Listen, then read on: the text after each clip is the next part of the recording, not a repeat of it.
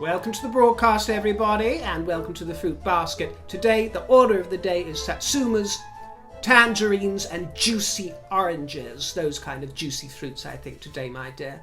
Don't you? And if you haven't noticed already, I'm in a little bit of a frivolous mood. You know, I'm in a bit of a pinch. Busy. It's a busy week. And sometimes that brings out the silly side of me. So it is what it is, my dear.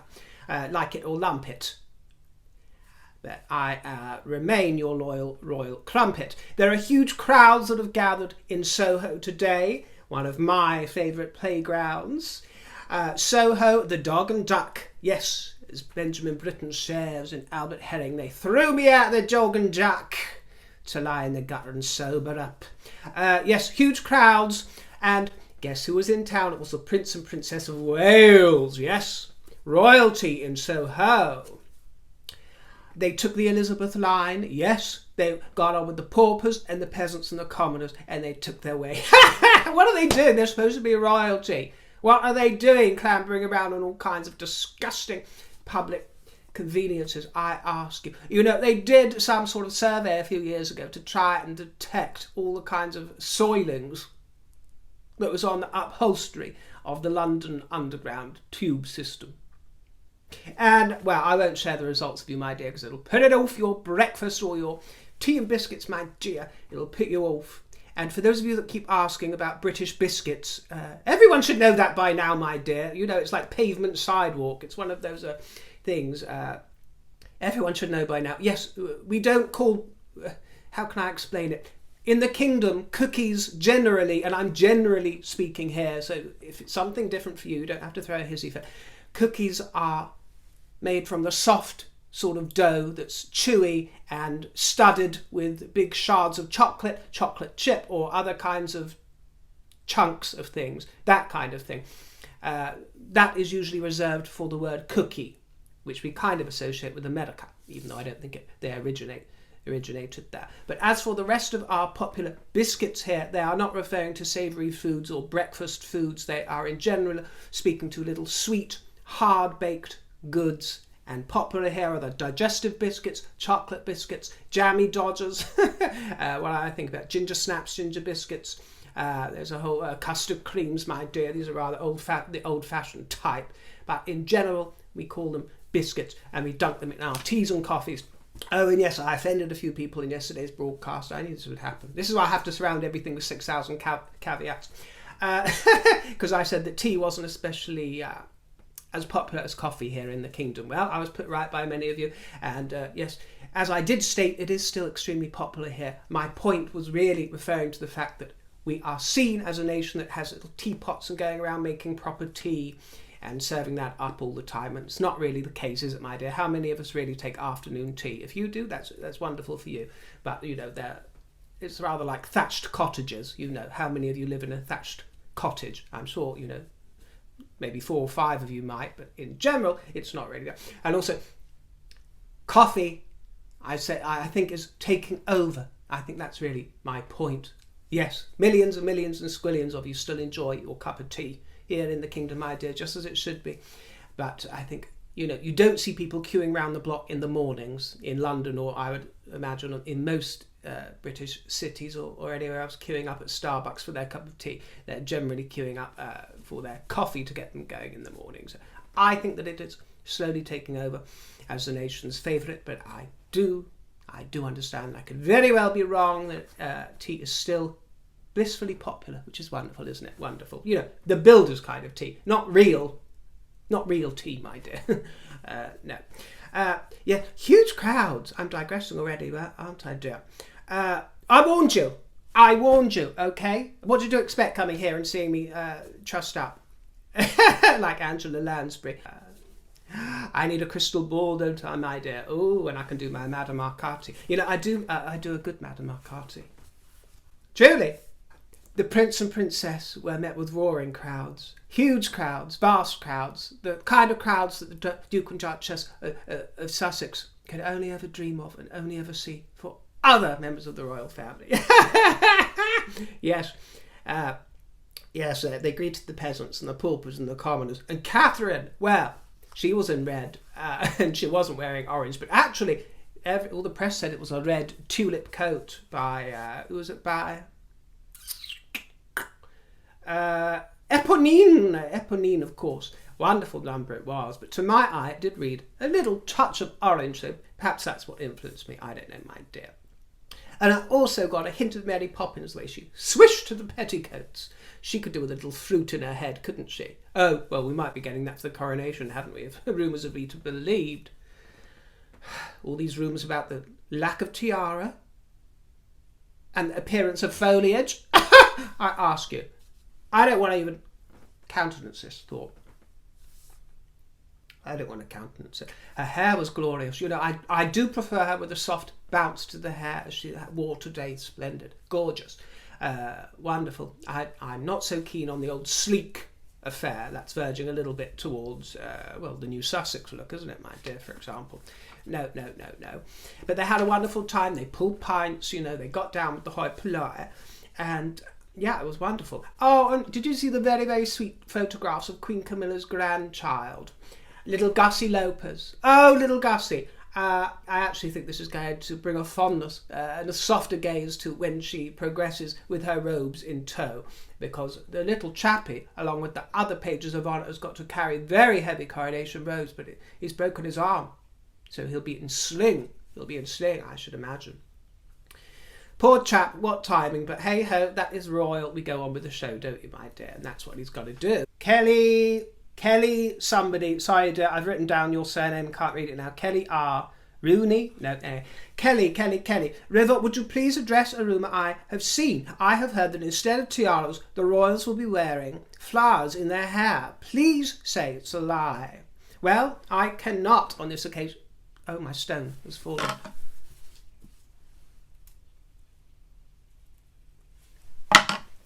I cannot on this occasion... Oh dear. Oh, I just got gems falling out of every hole. Oh, I mean, out of every... No, I digress. Everything's got to me. Everything's gotten to me. 2 years of this. I finally lost the plot, dears. Serious. What are we talking about? Tiaras. I cannot pee on your leg and tell you it's raining, even though some of you might beg me to do so. Perverts. I am not going to pee on your leg and tell you it's raining, even if you beg me. So I cannot claim that I know what is going on behind the scenes with that tiara. What I can tell you is that I was offered a whisper about it about 10 days ago from somebody fairly in the know. And the suggestion was to me that, and I hope that I'm not telling tales out of school, my dear, I don't think there's a particular embargo on this, but my information was that Catherine will wear a tiara. But don't go quoting me there, because so much has emerged. Even the Times have been reporting that there's going to be flowers involved, so I'm not especially taking that whisper as being especially kosher, or perhaps various options have been weighed in and out. But yeah, I don't want flowers. I mean, if you want to send me a dozen red roses, my dear, or fill my room with blooms, as you know, in an attempt to woo me or romance me, fair enough, my dear. And I'm not talking about a bunch of plastic flowers from the garage. You know, proper blooms, my dear. I mean, what we can say is whatever they wear, it's not going to be some sort of Coachella affair, my dear, with hippie adornments dripping out of the head. No, it's not. And actually, when the invitation was shown with all the wildflowers, and I was wondering what I might wear during Coronation Week, I did actually look at some headwear that involved some floral decoration. Let's put it that way. But I didn't proceed with any of that.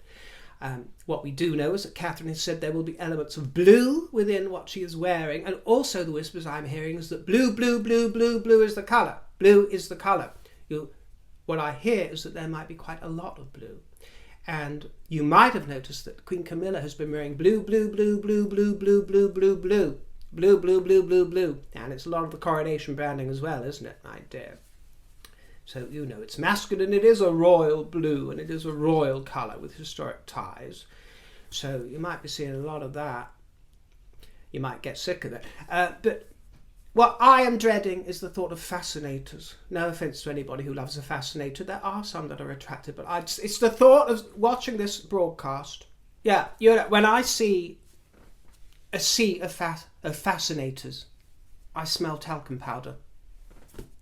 It's not what I wanted for a coronation. I wanted them all dripping, my dear. Dripping! But, and yes, if I do broadcast on Coronation Day, or even if I don't, then around Coronation Day, I will be wearing a tiara and not a crown. And it will be, I think, a tiara you've seen before, so it won't be anything new. Just one that I find rather elegant. Some of you have asked me to wear the crown that I used to wear, or one of the crowns. I'm afraid no. The answer is no, for a few different reasons, which I'll get into later. But yeah, we want tiaras, don't we, my dear? We really want tiaras, or there will be trouble, and I will be writing to the palace. I ask you.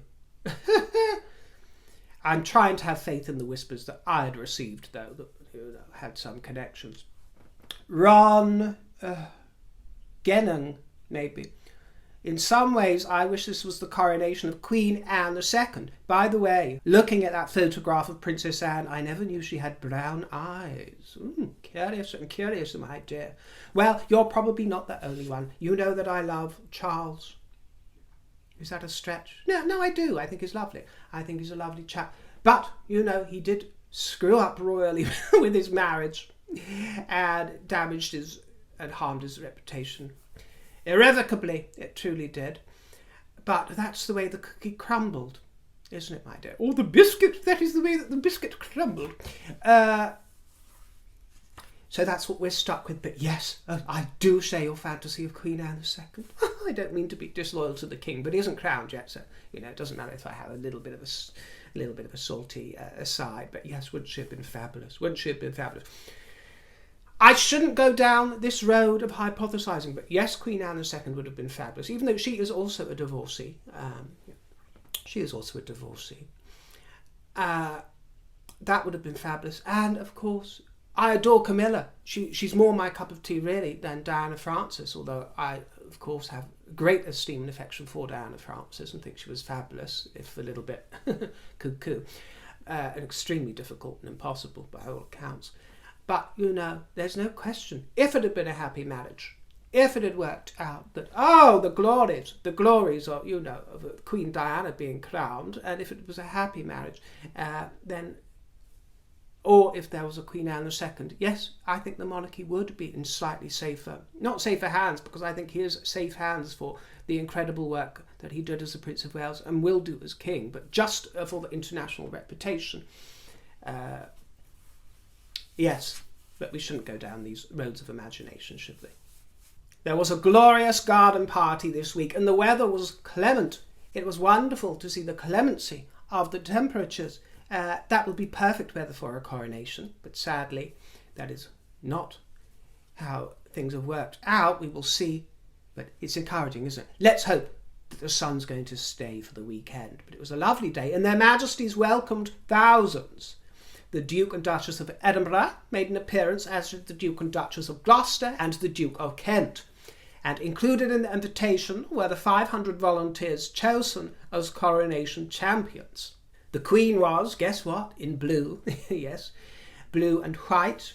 Lionel Richie keeps popping up, doesn't he? He's a real favourite of the King, and he's an ambassador for the Commonwealth Trust, and he was singing the praises, saying, I'm like a kid at Christmas, I can't believe I'm here, it's wonderful, it's the best thing ever in the whole wide world. So he is doing his job. Navy and white number for Queen Camilla was by old Brucey Oldfield, and the hat by Pip Tracy.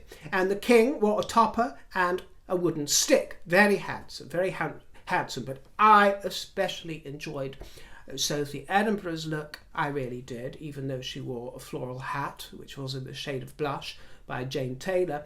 I loved the softness of that pink and white number by Susanna London. Lovely.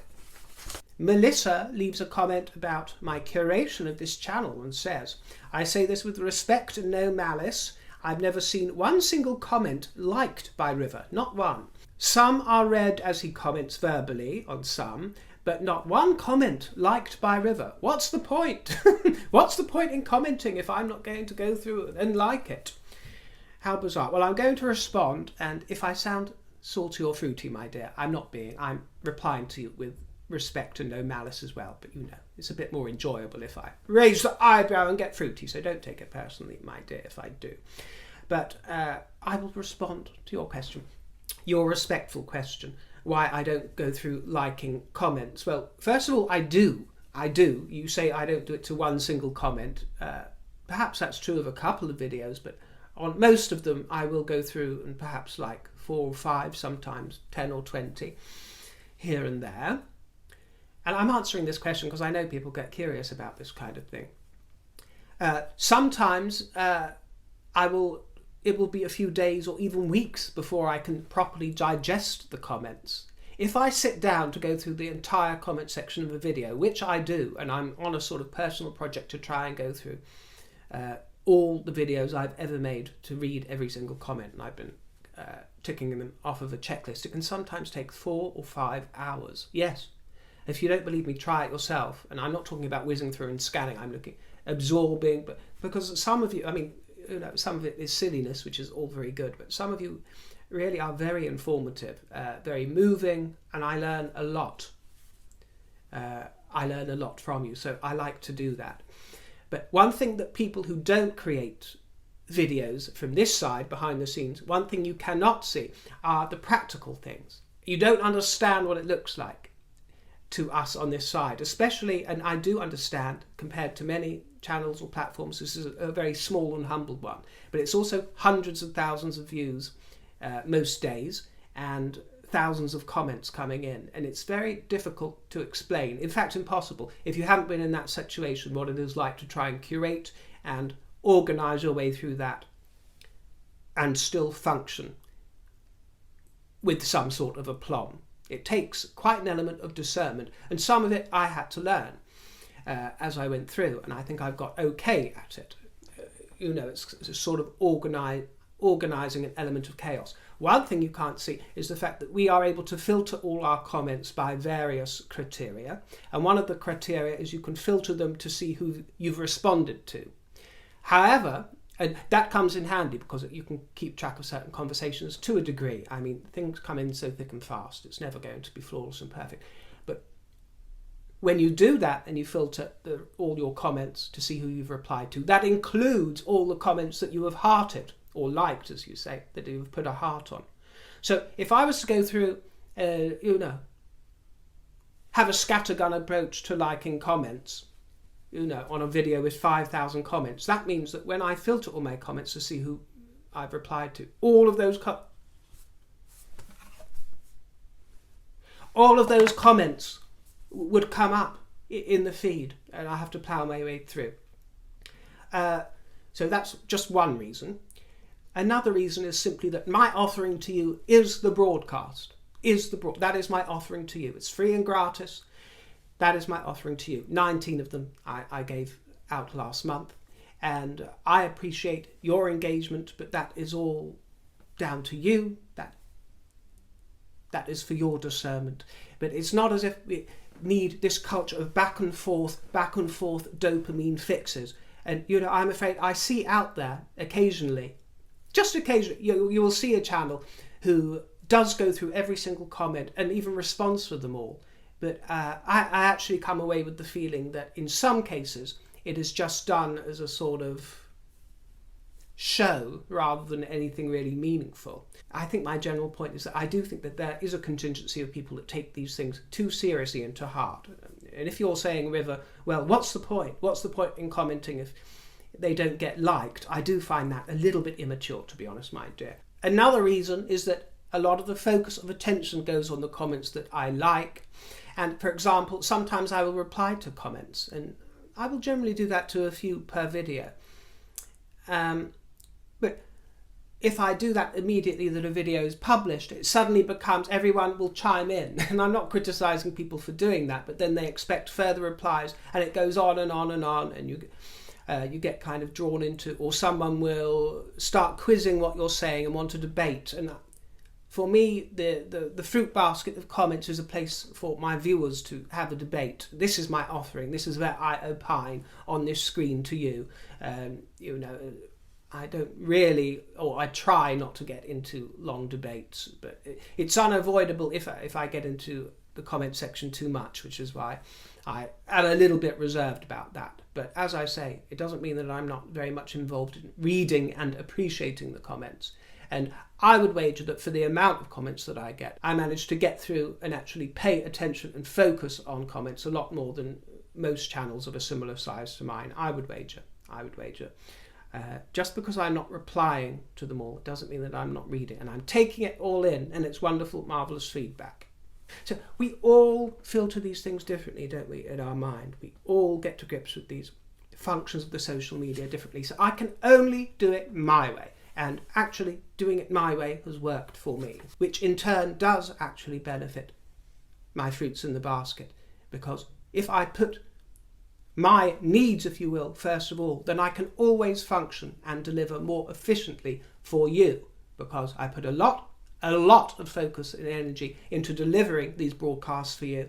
And with all due respect, I do think that if you are the kind of character that is thinking about or worrying about which comments, how many I am or am not going through and liking, you simply have too much time on your hands. I'm just going to speak the truth, my dear. You come here to hear me speak the truth and hear my opinion. You have too much time on your hands. It's time to get a grip. It's time to get a grip of what really matters in life and channel the royal spirit, in my humble opinion. With all due respect, get a grip. But back to the Princess Royal just for a couple of seconds. I mean, can you imagine Princess Anne asking somebody why her comment on YouTube wasn't liked? Let's get a grip. Let's get a grip. Let's channel a bit of old Anne, our dear Annie, because she has now been appointed senior colonel of the household division by the king. I bet she's thrilled. Yes, she spent the morning at Wellington Barracks, and she spent time meeting the acquaintance of the officers there who will take part in processions, and she's already colonel of the household blues and royals, but in her role as senior colonel, she will hold a traditional dinner on the eve of the trooping the colour ceremony with her fellow household division colonels, including the Princess of Wales, who is the colonel of the Irish Guards, Tatiana Melnikoff. I can't wait for the coronation. Do tell what you will be wearing, River. Can't wait to see. Well, as I told you the other day, I am having an early breakfast and a late supper with some loved ones, but during the day I will be spending it in solitude. The morning part, while the service is going on in the ceremony in the early afternoon, I want to be completely alone so that I can sob my heart out and really involve myself in watching the coronation as it happens. So I will be doing that. But yes, I did want to prepare something in case I came to you on Coronation Day. And if I don't come to you on Coronation Day, then it'll be either side of the Coronation Day, I expect. And yes, I don't want to raise expectations because it isn't actually something outrageous, but I did find something. Originally, I was going to wear a sort of antique vintage number that I found.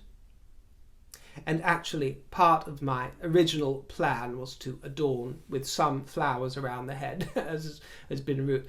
Not the Coachella kind, more sort of antique and feel like a sort of vintage tiara, but with a bit of wildlife and coronation invitation vibe thrown in there. But that might, I don't know, that might bubble up at some other point, my dear, and I'm keeping my vintage antique piece, so that might bubble up around the coronation. But then I did find a new item of clothing, which I really love. I think it is really royal. It's plain in one colour. It's quite exquisitely adorned. It's very nicely tailored and cut, but I don't know how it will translate on screen. I don't think it will look that exciting on screen, I've got to tell you. So I don't want to disappoint you, but yes, my coronation outfit will be quite simple, but I didn't want to go over the top and gaudy for the coronation occasion. I mean, kind of over the top in a way, but we'll see. We'll see. And yes, I was going to mention, wasn't I, reasons that I don't wear crowns anymore on hair. Well, I only like crowns if they are heavy and made of metal because they have a better look. I won't be wearing any on Coronation Day, I don't think, or around Coronation Day weekend, because it's not me that is being crowned, my dear. I'm a watcher of the coronation. Also, I have more fun in tiaras or headbands, even if they look rather silly. I have much more fun in them. I can express myself. I wasn't even able to really move my eyebrows when I used to wear the crowns, because they're heavy, this is the thing, and uncomfortable. And after I've been recording, I'd walk away and there would be a dent in my forehead, my dear, sometimes for several hours. And it probably caused all kinds of damage, who knows. I prefer prettying up, my dear. That's just me. And I prefer the tiaras and the gemmies and the glints, this kind of thing. And I can move my eyebrows and have a bit more fun with expressions. I couldn't do it before. I was like this. I could barely move my head around. So no, I just don't really feel comfortable in them, my dear. They might make an appearance at one point, but I'm not. I don't know. I should never say never, should I? If I ever get the mood, even if it's on Coronation Day, then I might pop one on. But a lot of people do ask why I don't wear crowns anymore. It's mainly for practical reasons, and it just frees me up a bit, my dear, to have more adventure. Collins says, an observation from the USA. I love that the royal women do not appear to have cosmetic surgeries in abundance, and they age gracefully and are beautiful. And it's so very, very true that you just don't see it displayed with such a lack of vanity, do you? In other quarters, increasingly now, this acceptance of age, when you see an Anne or a late Elizabeth or even a Duchess of York coming through. There is, although I think she did have a fiddle and a tweak, didn't she, back in the day? I think she gave up on that. But there is, I think, something refreshing and reassuring about people accepting themselves as how they are. The royal family all look like real people, and they are not models, although Princess Catherine could put a few models to shame, couldn't she, my dear? But I'm hoping that even she progresses through summer and into autumn, that she is not tempted by some of the vagaries of celebritydom. And that's not to say that I have anything against the odd tweak or the odd, she's had Botox and the odd advantageous remedy to some of the winds of time, my dear. But there is something comforting about a seasoned look. And when you can see a face like Anne's or, Sophie, where the sun is passing through over a golden autumn and into the beginning of a wonderfully icy and pretty winter season, when you can see someone accepting who they are without trying to run and hide from it, it's always more edifying for the spirit, isn't it? And yes, you see their beauty more than somebody who might be trying to distract from it or look as if they're in denial. And I'm not especially besmirching those types. I might end up as one of those types myself, my dear. And there's fabulosity in all those kind of types. But for the royal family, it's nice to have something separate from celebrity culture, from the culture of relentless scrutiny under the media, and for them to just shine, and when they smile, they really smile. Camilla is famous for it. The Queen, the late Queen.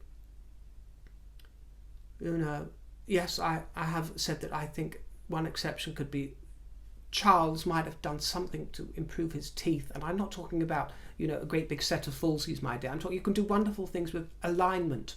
There's wonderful things that can be done with his bottom teeth with alignment. He doesn't have to come out with great big, white gnashes, but I think that would have been nice to prepare him for his coronation photographs. But, just little things are always fine, but not this, too much vanity. I think too much vanity can be great fun. And, I'm not averse to dressing up and showing up and glamming up, so don't get me wrong, my dear. I mean, I love a bit of Joan Collins as well, and many of that ilk, so I'm not disparaging the whole thing entirely. I'm just saying for royalty, it is nice to have a reminder and a standard, isn't it, of just human beings being human beings. and having role models that show us how beautiful the autumn and winter seasons can be. As I've said before, I think that the late Queen Elizabeth looked even better in her 80s and for some of her 90s than she did in her 70s and possibly even 60s. I think she had a blossom and a bloom that was absolutely beautiful. And it's good to have a reminder of the beauty of those seasons and the beauty of the lines, you know. Let's stay royal and let's channel the royal spirit. Let's stay fruity like a ripe orange, always on royal duty, and do leave me some juicy comments. And even if I don't go through and like it, then please know that I do very much appreciate it, and I always find them joyous, enlightening and amusing, and they enrich the fruits of this basket. Yes, they truly do, my dear. So, with that being said, I will see you soon. My tip jar remains in the description box below. And ta-ra. Toodle pip.